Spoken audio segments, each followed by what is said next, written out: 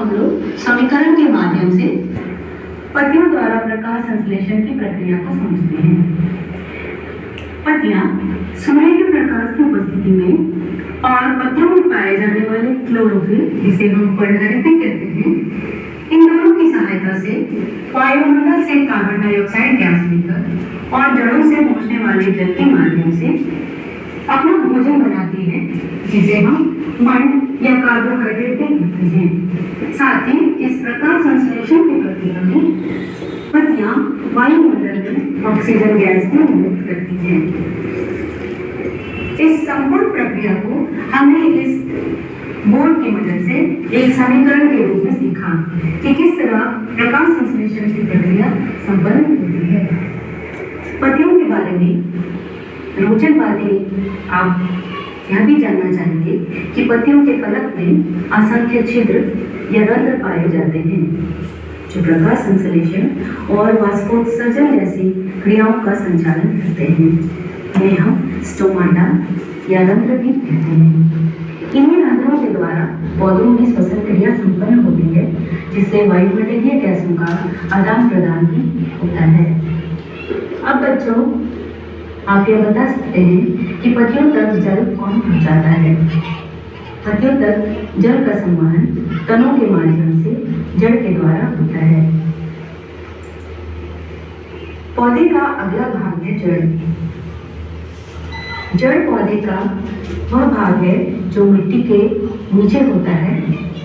वह पौधा जो लगातार पानी ग्रहण करता है, वह हरा भरा रहता है। पौधे का कौन सा भाग पानी ग्रहण करता है? यह भाग जड़ कहलाता है और यह मिट्टी के अंदर पाया जाता है। तो आइए बच्चों, अब हम जानते हैं कि जड़ कितने प्रकार के होते हैं। इसे जानने के लिए हम मक्का के बीजों के मूलांकुर को देखेंगे।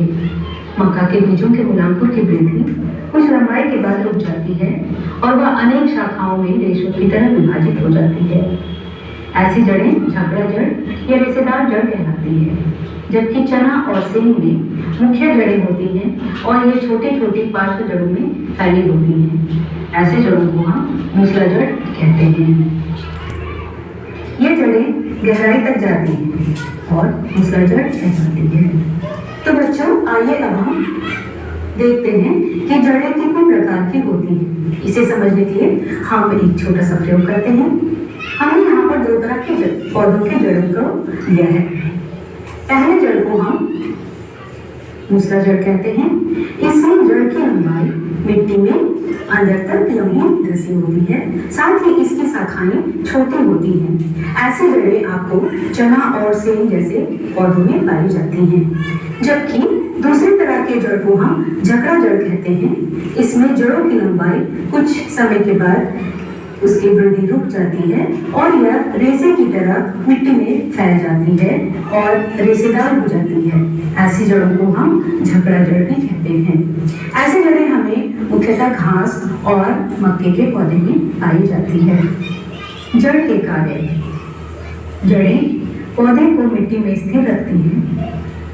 जड़ें भोजन का संचय भी करती हैं, जैसे गाजर, मूली और शकरकंद जैसे पौधों में जड़ें भोजन के संचय की वजह से फूली होती हैं।